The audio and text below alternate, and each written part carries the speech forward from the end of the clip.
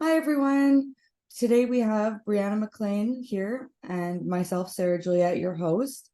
Today we'll be talking about autism spectrum disorder and eating disorders with autism spectrum disorders as well.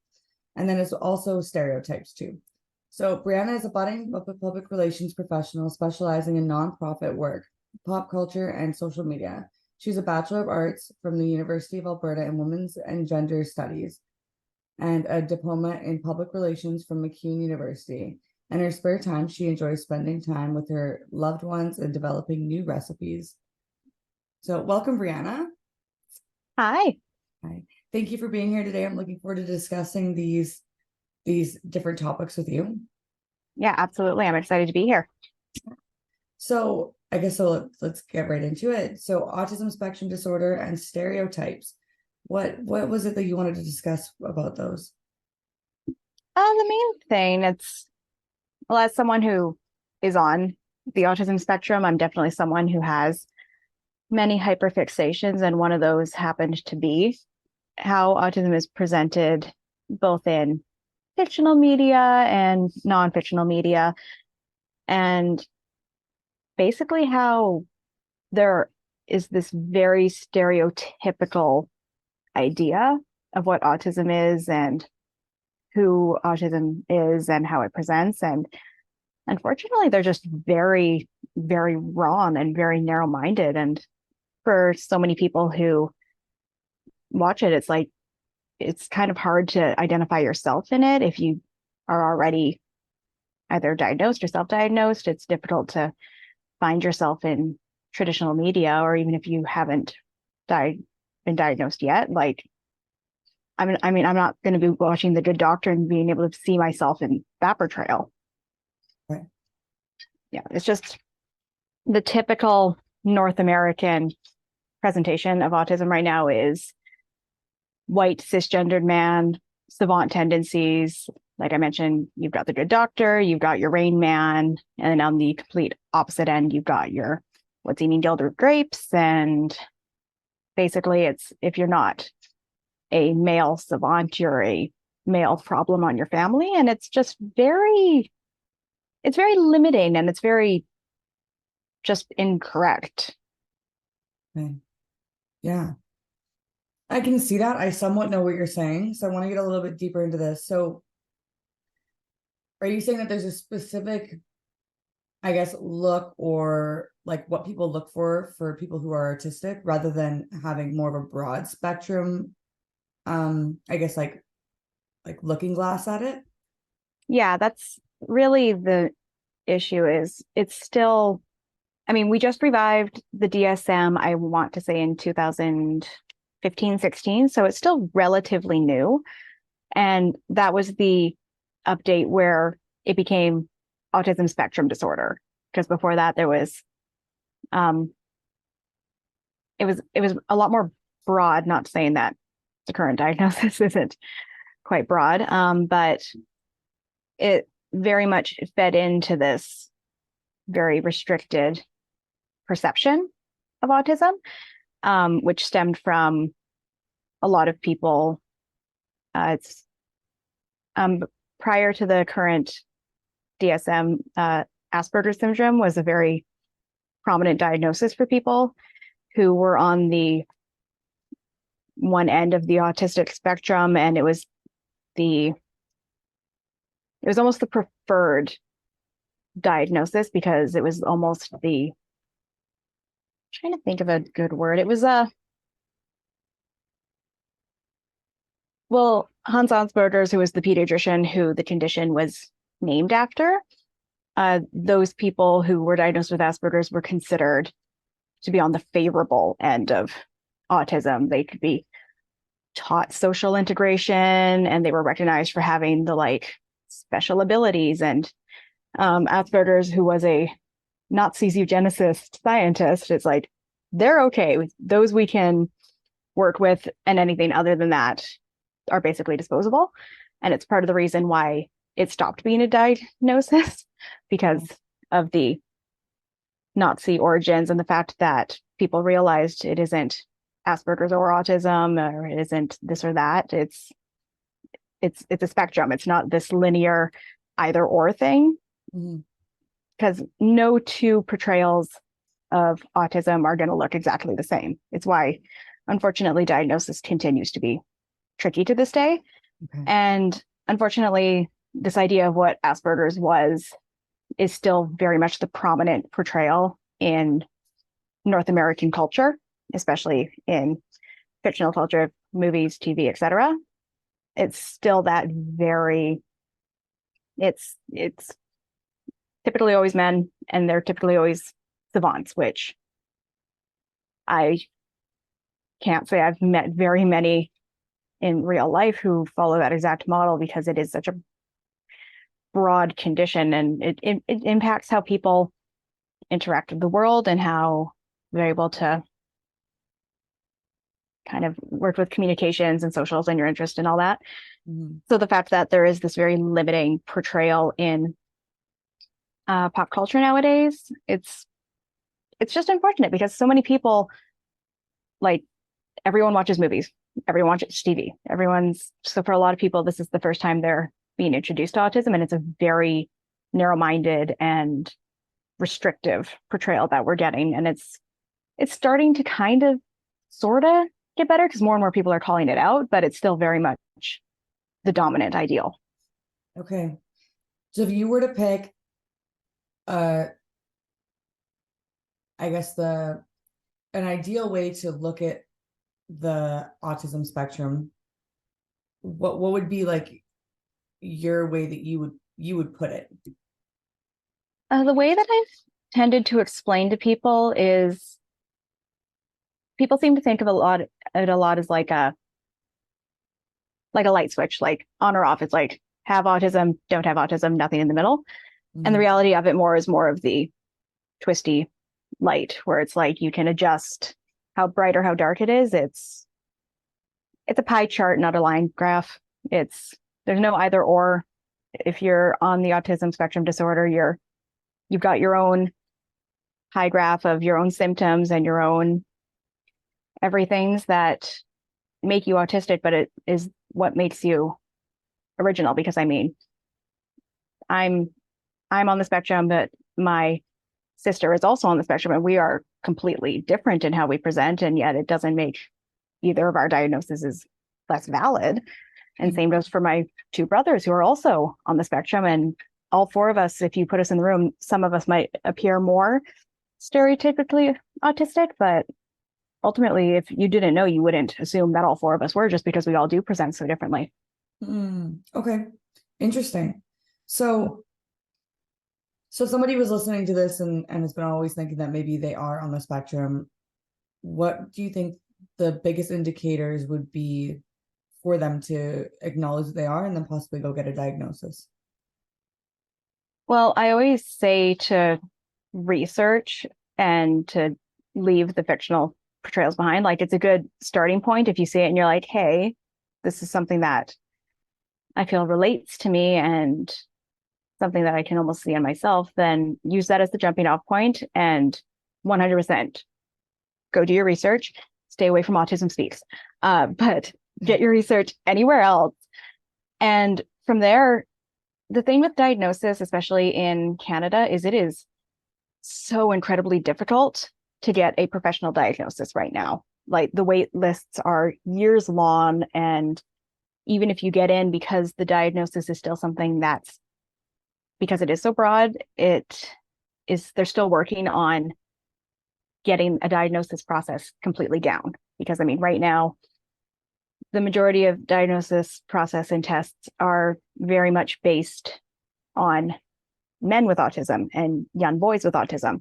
So if you don't fit this still, unfortunately, very strict diagnosis criteria, it's very difficult to get diagnosed. It's why you see news articles nowadays about how it's like, well, so many women and adult women are getting diagnosed with autism like so late in life now. And it's like, yeah, we could have been diagnosed far earlier, but women, especially young girls, don't always present the same way as young boys. So Mhm. because they're not following that very specific diagnosis criteria, a lot of people get left behind. And then a big part of that is because I don't know how your elementary years were. But so many girls, it's like you're encouraged to kind of stay quiet, don't make waves, just try to be normal. So we learn very early how to mask and how to pretend that we're normal, and we're able to pick up kind of, it's the best way to put it. You get really good at masking, you get good at scripting, you get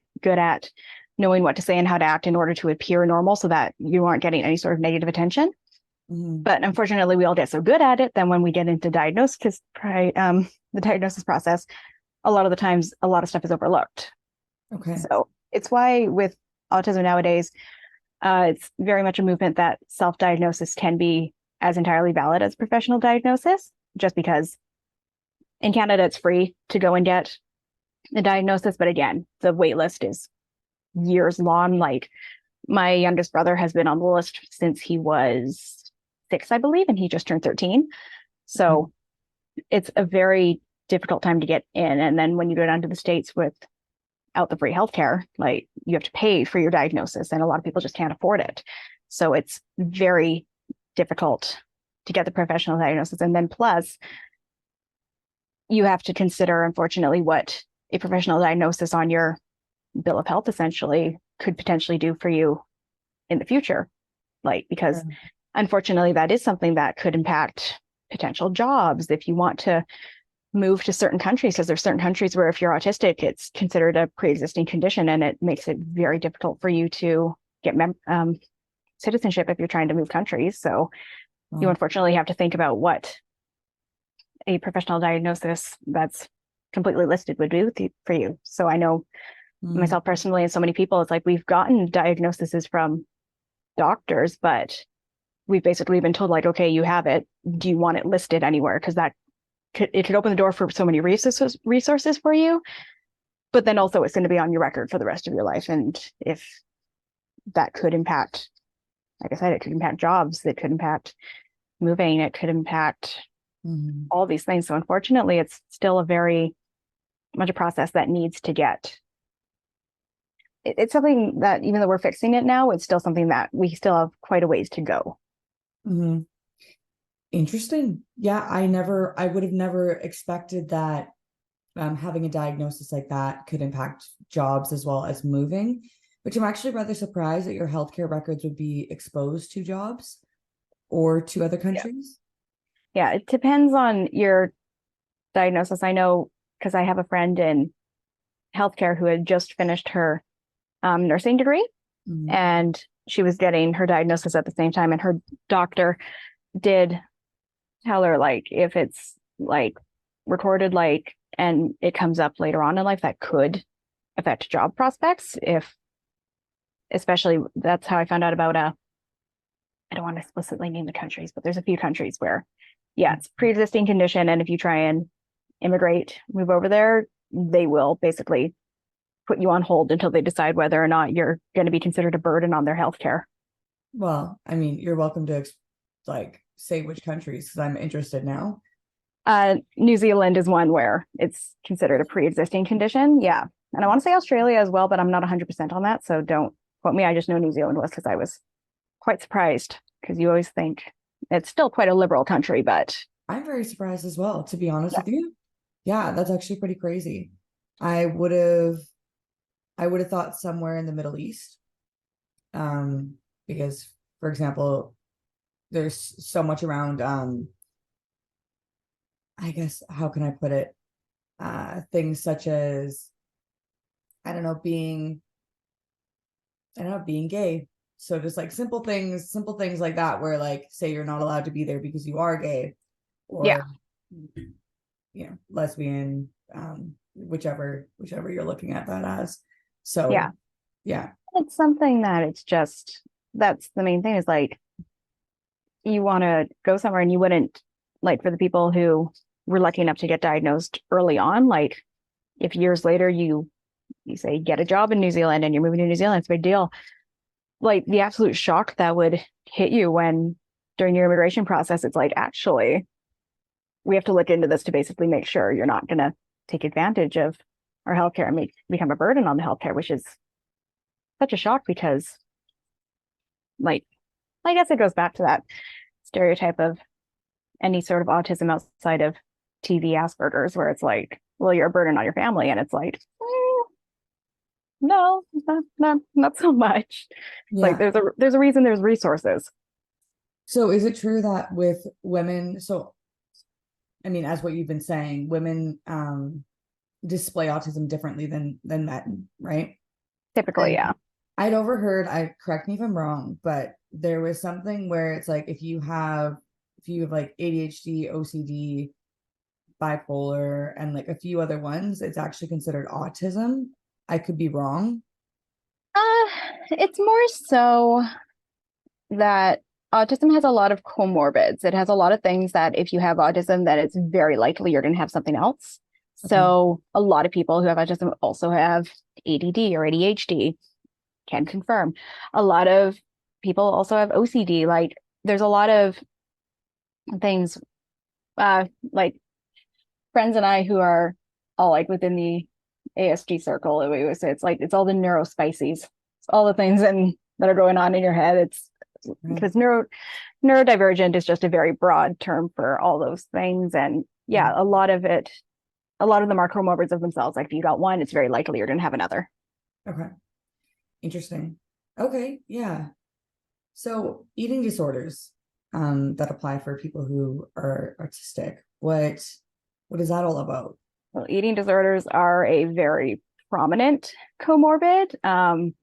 We have had recent studies done in the last 5 years where it's estimated that at least 70% of autistic people have some form of atypical eating behavior.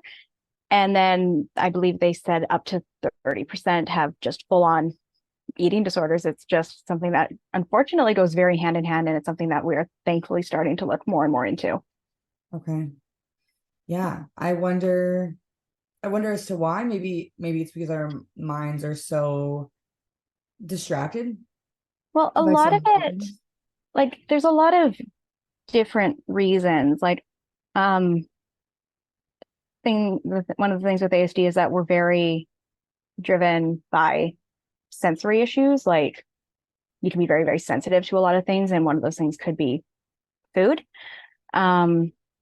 which that can definitely lead to trying to remember all the letters. It's a avoidant restrictive food intake disorder, I believe. Yeah, ARFID. And basically sensory characteristics of food. So appearance, smell, texture, taste, anything like that.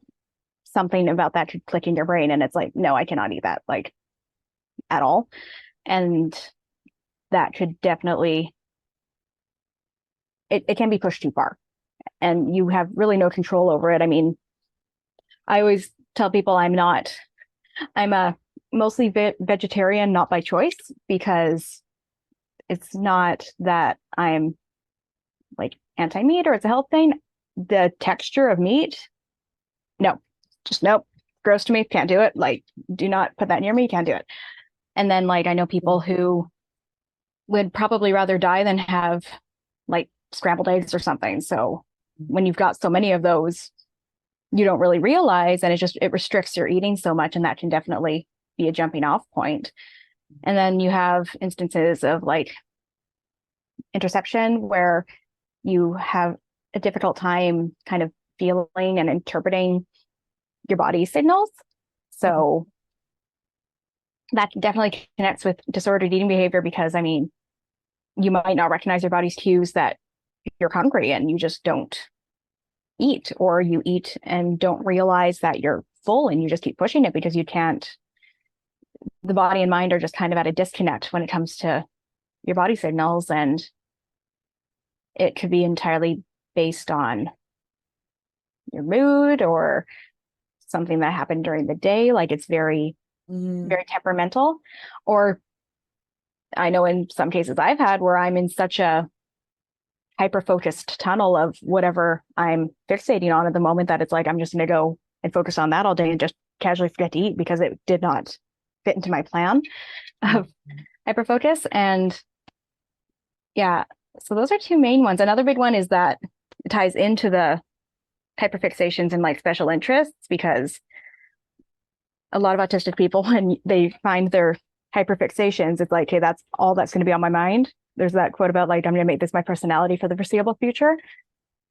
it's very true. And Okay. unfortunately, sometimes I know this was a case in my own history where um, kind of the idea of food and exercise and calorie counting, it becomes almost a hyperfixation, and you get very, very strict and obsessed, and suddenly you hit a point where you might be, you know, measuring pepper to find out how many calories is in your pepper, and you Okay. know, Yeah. just totally normal things. And that leads into how you end up developing these like strict routines and these rules, and it just becomes this hyperfixation obsession that you don't even realize is harming you, because it's like, well, it's making my brain happy because I'm engaging in it, but you don't realize that you're basically dying until people point it out to you. And then even then, it doesn't really click in your brain. And yeah, it's basically just a lot of autistic behaviors that can unfortunately contribute to eating disorders. Like I don't know if they've done exact studies on, because there's so many different kinds of eating disorders nowadays, and so many more are getting added to the DSM and are getting recognized. But I know the prominent one is anorexia, because it does stem a lot from not eating things.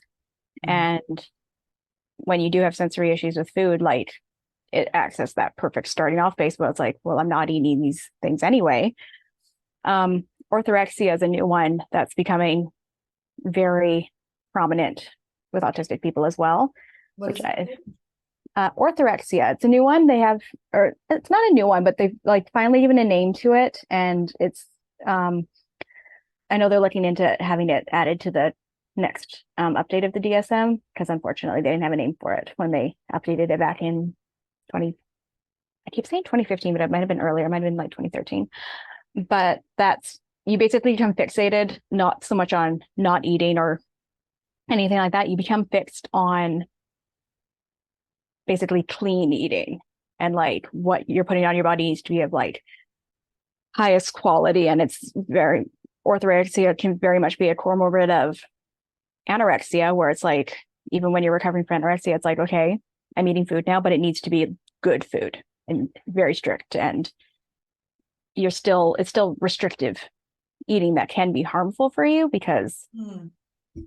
no balance. And then again, not naming names, but some people might become really paranoid about sodium and just quit sodium, which is also not good for you. Fun fact. Yeah.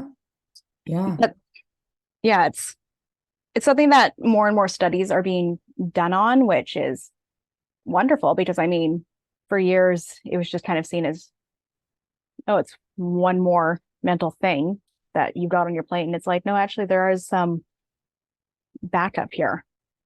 Interesting. I somewhat empathize or like can identify myself with orthorexia in a sense because being in the fitness industry for so long and always going to the gym and people being like, oh no, like like I recently quit eating gluten and I don't I don't really eat fried foods. Like I'll eat it Mhm. here and there, but like maybe a few.